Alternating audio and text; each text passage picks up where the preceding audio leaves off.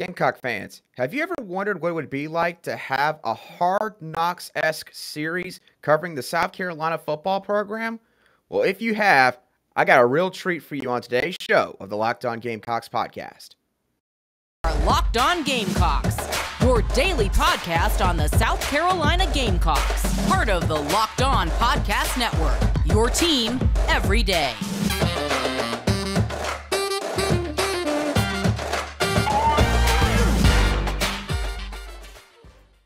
Today's show is brought to you by LinkedIn, the official college football recruiting sponsor across the Locked On College Network. LinkedIn Jobs helps you find the candidates you want to talk to faster. So post your job for free at linkedin.com/LockedOnCollege. Terms and conditions do apply. Hello, Gamecock Nation, and welcome back to the Locked On Gamecocks podcast, your show for daily headlines and potential storylines on your favorite South Carolina Gamecock sports teams. I'm your host, as always, Andrew Lyon, and as I alluded to at the beginning of the show, the South Carolina Gamecocks, for the first time ever, are going to have a little mini-series covering everything that takes place behind the scenes for South Carolina's football program leading up to the 2022 football season. I'll be covering all the information surrounding this mini-series announcement at the beginning of the show. Plus, I'll be talking about a cryptic tweet from a defensive line target for South Carolina for the 2023 cycle and what this tweet could potentially mean in the near future. And then lastly, I'll talk about a few things that I'm going to be paying attention to at SEC Media Days regarding some of South Carolina's 2022 opponents. I'll be covering all of that on today's show, but before I get started, as always, thank you for making the Locked On Gamecocks podcast your first listen every day. Free and available on YouTube and wherever you get your podcasts daily. All right. So let's start off with what was obviously the biggest news coming out of Friday afternoon as South Carolina's athletic department made an official announcement that the South Carolina Gamecocks are going to have a 5-part miniseries airing on ESPNU covering South Carolina's fall camp and a bunch of the inner workings of the football program that many of the common fans do not get to see. You can find some more information on the series on this article that was posted by Gamecocks Online, but a few takeaways from the article when I read it earlier today. There's going to be 5 episodes that are going to be airing all on ESPNU over a 5-week period. It will start on Wednesday, August 10th, at 7 p.m. Eastern Daylight Time. So be sure to set your DVRs up on August 10th. And it will end the Wednesday after the Georgia State game in Week 1, which will be on September the 7th. And as I mentioned earlier, this is going to give fans a behind-the-scenes look into South Carolina's football program like never before, giving us looks at the team's players, the coaches, and the staff preparing for the 2022 football season, and it'll also include certain things like team practices, some coach meetings, and some other behind-the-scene activities and occurrences, which again, people rarely ever get to see. It will give South Carolina fans a chance to get a peek behind the curtain as to how Shane Beamer's day-to-day operations work. So, what are my overall thoughts on this mini-series? Well, for very obvious reasons, I think that this is an extremely smart move by Shane Beamer, the football staff, and the administration for putting this together and, of course, getting some partnerships with some media groups in order to make this happen. Now, obviously, I'll go ahead and get this out of the way. It does kind of stink that the miniseries is going to air on ESPNU, but the bottom line is this. This is obviously a humongous opportunity for South Carolina to get nationwide exposure on their football program, which is why I think this is such a smart move. I've mentioned this point before in my college football realignment video that I did a while back, but to rehash my point real quickly, In order to be able to build your brand, you need to have a vast and wide audience in order for the brand to be able to fully reach its true potential. Do you think that Clemson's brand, for example, would have been able to grow if they just continue to show certain things to just their fan base in the state of South Carolina? No. That's why they made a series called the Clemson Vlogs on YouTube, or the Clemson Vlog. And that vlog series has done wonders for Clemson in terms of having an easy way in order to be able to expose their program and what all happens in their program to people from across the globe, and therefore be able to show people what it is like to be a Clemson Tiger. In this case now, Shane Beamer and this program are going to have a great opportunity to show everybody what it is like to be a South Carolina Gamecock. Now, there's a few particular groups in which this 5-episode miniseries is going to have a vast reach for. The first group being just in general die-hard college football fans. Listen, I'll be honest myself. I have reached a point this offseason where I am now finding myself going on YouTube every once in a while, looking up some old games from the 2021 season and watching those games, not necessarily in full, because obviously I don't have that much free time on my hands, but, 10 to 15 minute videos of all the biggest highlights from some of the best college football games we had this past season. I am that antsy for college football to come back. And so college football fans who are right now are just starved for any content, any morsel of the 2022 football season that they can get. They are no longer now just going to have Hard Knocks as an option. If they particularly like college football more than the NFL, now they're going to have South Carolina's Welcome Home miniseries to watch every Wednesday night. And that is a big deal no matter what fan base you are reaching to. The second group that this kind of miniseries is definitely going to have an effect on is Prospective Recruits. Listen, there's no doubt that this miniseries is going to be used as a way to sell the football program. And obviously, all of you fans that pay attention to recruiting closely enough, you know yourselves, when recruits come and leave our facilities, obviously they always talk glowingly about the coaching staff, about how they really care about the off-field relationships with players, how awesome the facilities are, especially players who maybe didn't have the best idea of just how good South Carolina's facilities are when coming on to a visit.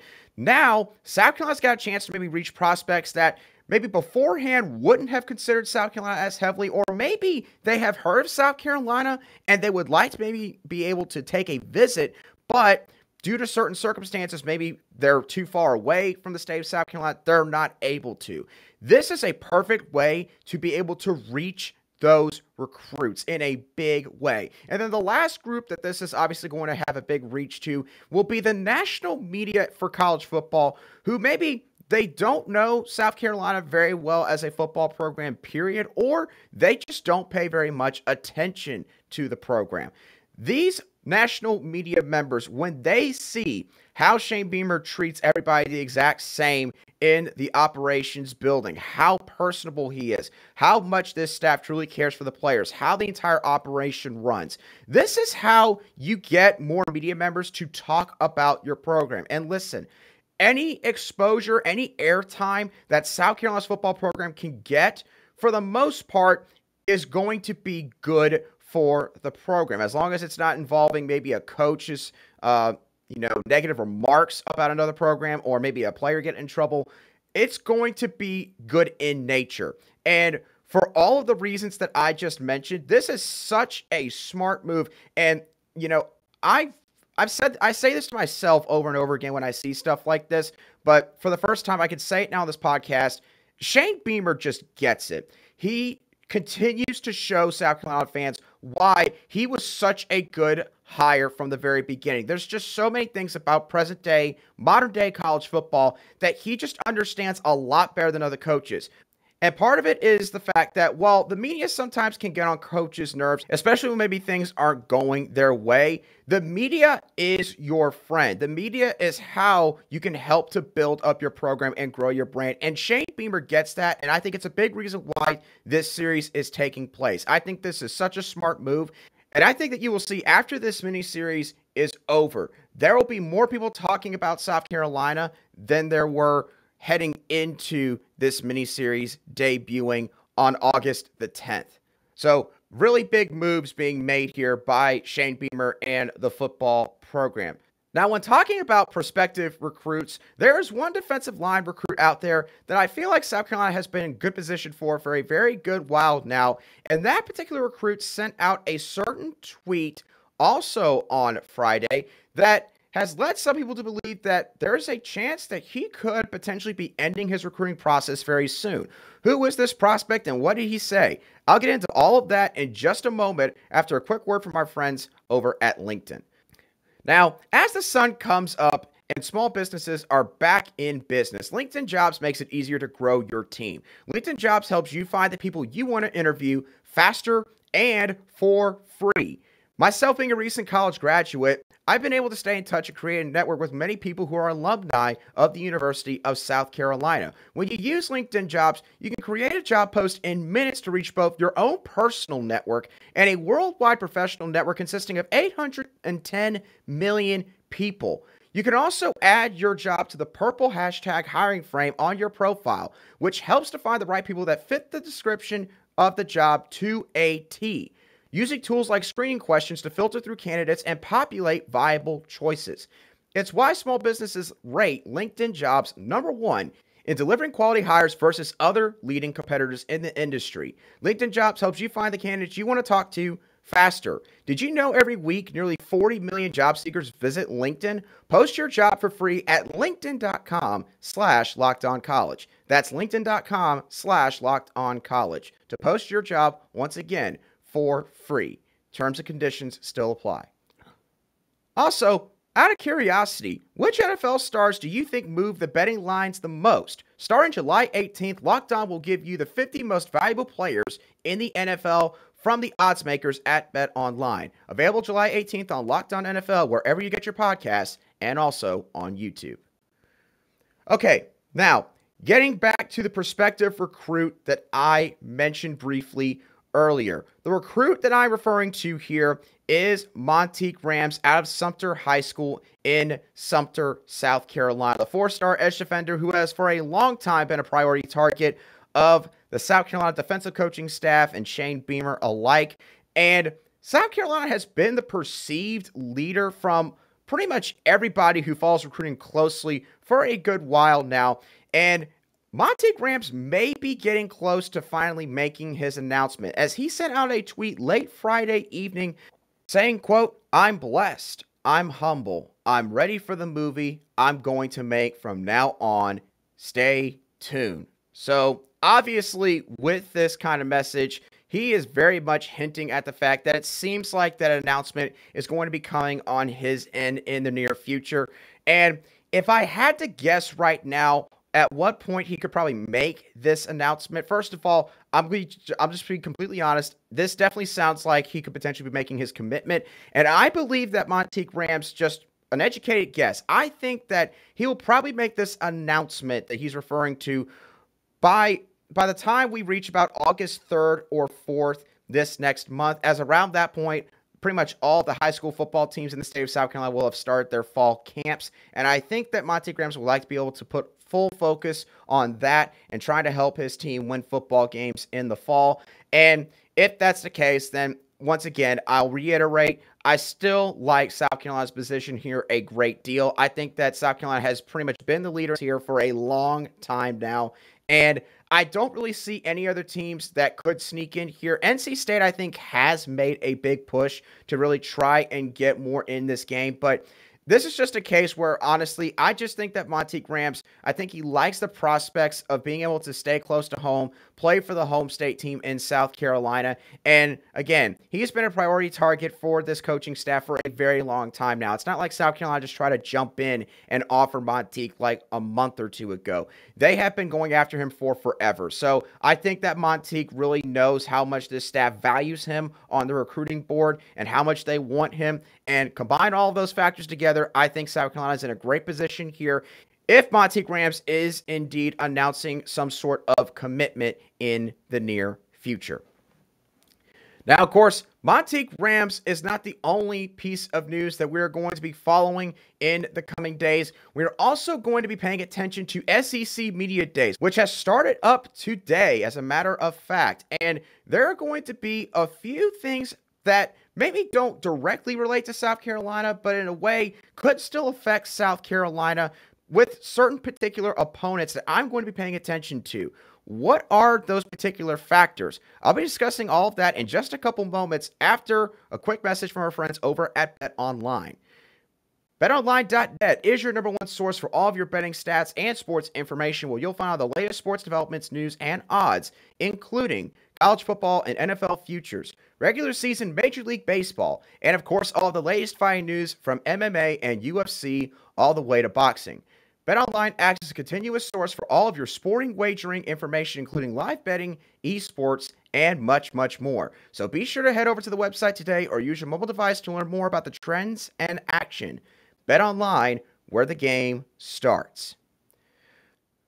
All right, so real quickly now, I'm going to get into a few questions that I'm going to have heading into SEC Media Days regarding not just the conference, but also some of South Carolina's opponents that they'll be facing this upcoming season.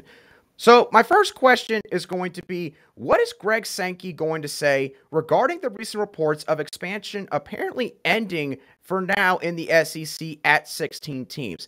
I'm going to be very intrigued by how Greg Sankey addresses all of this. Obviously, there was a lot of talk that the SEC could potentially maybe go after certain teams in the ACC, like Clemson, like Miami. Florida State got thrown out there. North Carolina got thrown out there. And I think even Virginia got thrown out there in a couple of certain reports. But obviously, there's been so much thrown out there that really, truthfully, besides the people who are higher ups for a lot of these universities and maybe even conference commissioners alike, the majority of us really don't have a solid idea of what is going on. And I'm not going to try to pretend to do that, but I do have a certain gut feeling regarding this recent announcement the conference made that is going to stand pat at 16 teams. I do believe that this will be the case in the near future. However, I also feel like that Greg Sankey and the SEC have made a big decision to sort of play the waiting game here. Obviously, the Big Ten is the conference that made the most recent blockbuster move this current summer period, as they got Southern Cal and UCLA to agree to join the conference in 2024, which as of right now would be 1 year earlier than Texas and Oklahoma joining the SEC. There's also been a lot of talk, of course, that the Big Ten is pushing real hard to try to get Notre Dame to join their conference, as Notre Dame is obviously a big national brand with a storied history in athletics and in, of course, college football. So with all this talk that has been going around, there's been this idea that's been thrown out there that pretty much expansion is not going to just stop at 16, 18 teams, that the Big Ten and the SEC are essentially just going to pick off all the remaining best teams and brands per se in the sport, and therefore turning into these super duper mega conferences basically. And I think that the SEC understands the line that they need to tote with all this, as obviously there's a lot of fans out there that are worried that this expansion is not good for the sport, and in a way, it could potentially kill the sport. Now, I certainly don't think this way. I don't think that maybe necessarily all the change is great. I don't like all of it personally myself, but I'm not willing to go as far as to say that the sport could potentially kill itself off as a product of everything that has been going on as of late with college football realignment. I think that Greg Sankey and the SEC officials are making a smart move here right now to paint this picture and say that we're not trying to expand anymore. We're just going to stand pat at 16 teams. And I do think that that is true. I also think that it's true that they would not do that if the Big Ten continues to make moves like they have been seemingly trying to make in recent weeks. Of course, this is all not going to happen overnight. This is a process that will take a couple years, but it'll be interesting to see how Commissioner Greg Sankey plans on addressing all of this at SEC Media Days with his sort of State of the Union-esque address for the conference. Now, another question that I have pertains to a particular opponent of South Carolina's, that being the Florida Gators. And that question is, how will Florida head coach Billy Napier look when he steps to the podium at SEC Media Days? Obviously, SEC Media Days is a pretty big deal for these football coaches. This is a chance for each football coach in the conference to be able to stand up in front of media from all across the southeastern portion of the United States and be able to pretty much give their pitch as to how their team looks going into next season, how excited they are for next season, how confident they are that, certain things are going to work out, and sort of maybe recap last season very briefly as well. And so, because of all of that, it's a very important media day session for a couple of these coaches, like Billy Napier and Brian Kelly, of course, of LSU, as they're going to be first-year head coaches in the SEC. Billy Napier does have experience in the SEC conference, but this will be his first time as a head coach. And Billy Napier, of course, is the latest in what has been a string of seemingly bad head coach hires that Florida has made for the last 10 to 12 years. Obviously, starting off with Will Muschamp after Urban Meyer had retired for like a year and then went on to Ohio State, and then was then followed up by Jim McElwain, which obviously was a complete disaster at the end.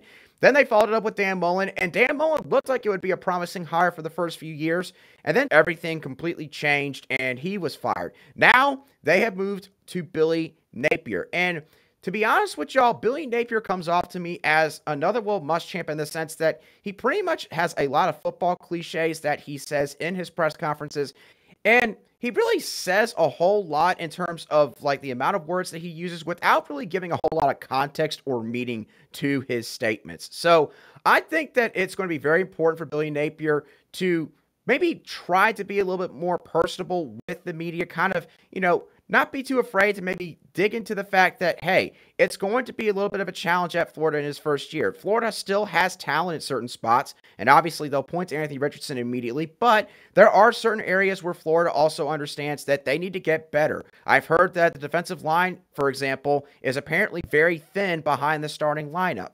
So it's going to be very interesting for a lot of fans to sort of see how Billy Napier handles all of that, and if he decides to maybe go up there and kind of, I don't want to say really give a lot of drivel, but honestly, just sort of try to throw out a lot of stuff that, again, is common coach speak in regards to his football team. So I'll be very interested to sort of see how all that plays out.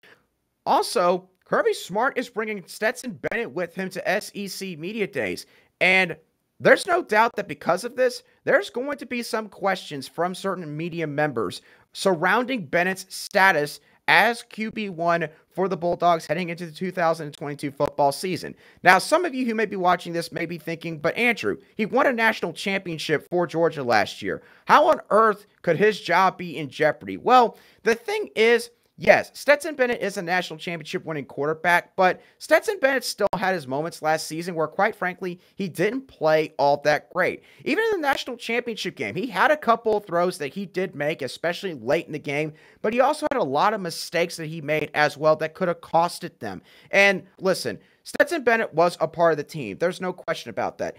Nobody's ever going to be able to tell Stetson Bennett that he wasn't a part of a national championship winning team. It's a big deal for him. However, that Georgia defense was a real big reason why Georgia was so great last year. Now, Georgia, of course, is still going to be extremely talented. I'm definitely not saying that they're going to have to try to restock the cupboard now for the next couple years and rebuild the roster. However, Georgia is losing a lot of defensive starters, and it's going to take a while for some of these guys to maybe get their feet wet now that they are the guys at their positions. So honestly, Stetson Bennett's going to have a lot more responsibility on his shoulders going to this next season. So the question is just how much leeway is he going to get from Kirby Smart? How confident is Kirby Smart himself that Stetson Bennett can be the guy that helps to lead them not only back to Atlanta, but also the college football playoff? It'll be very interesting, in my opinion, to see how both of these gentlemen respond to these questions. And then my last question pertains to Jimbo Fisher and just how strong his beef with Nick Saban is still to this point, after Nick Saban, of course, made those comments a while back about how Texas A&M basically paid players or recruits to come to Texas A&M.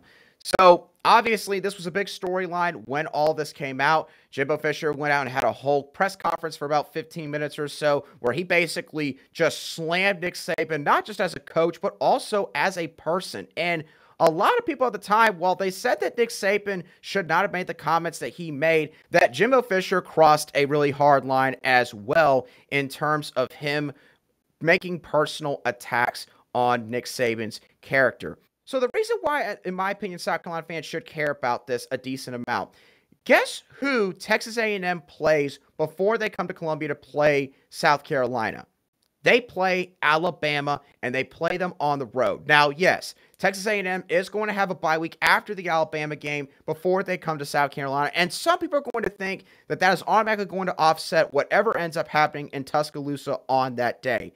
I am not a part of that group. I think that, honestly, the Texas A&M Aggies, this may be a case where, honestly, the Alabama game could be their Super Bowl. Obviously, they had a lot of reason to be excited about the fact they beat the Crimson Tide at their home stadium this past year.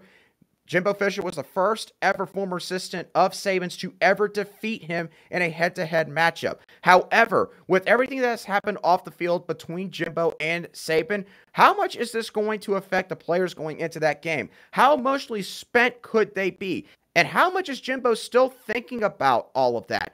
I don't doubt for 1 second that Jimbo is probably going to make some brief remarks regarding all this. I don't expect him to go on a whole soliloquy for about 5 to 10 minutes on the Nick Saban beef alone. However, I think it will still be important to see just how much is this still resting on Jimbo Fisher's mind, because obviously the players are going to take after their coach. And if they feel like that Jimbo feels he was so wronged by Nick Saban, then the players are going to stick up for him. And this could be something that creates a carryover effect into the South Carolina game with Texas A&M. It's going to be something that will be very interesting to watch as we go into the football season. And for that reason, I think it'll be something to watch at SEC Media Days. So with all that being said, that is going to do it for today's show of the Locked On Gamecocks podcast. I hope that you all thoroughly enjoyed today's show.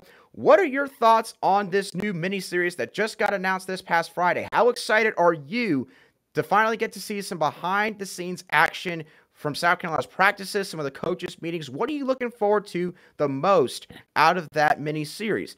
How do you feel about Monteque Rhames? Do you think we have a really solid chance to land Monteque Rhames? Do you think maybe I'm reading into his tweet a little bit too much? And what are you going to be looking for at SEC Media Days that maybe doesn't completely pertain to South Carolina? Are there any other head coaches that you're interested in hearing from? Maybe any certain players? Is there any storylines that you're paying attention to that I didn't mention? I want to hear your thoughts down below in the comment section if you're listening to this on YouTube. If you're listening to this, however, on an audio podcast app, you can feel free to send me a message at @aline_SC. And as I always say, I will try to respond to any replies or comments I get on Twitter as quickly as possible. And with SEC Media Days coming up, if you've enjoyed Locked On Gamecocks and want to get more news on the entire SEC conference, make Locked On SEC your second listen. Every day, host Chris Gordy and the local experts of Locked On take you across the SEC in just 30 minutes. Again, make Locked On SEC your second listen, of course, after you listen to Locked On Gamecocks. But once again, that's going to do it for today's show. I hope you all have a great Monday, and I'll catch you on the next show of the Locked On Gamecocks podcast.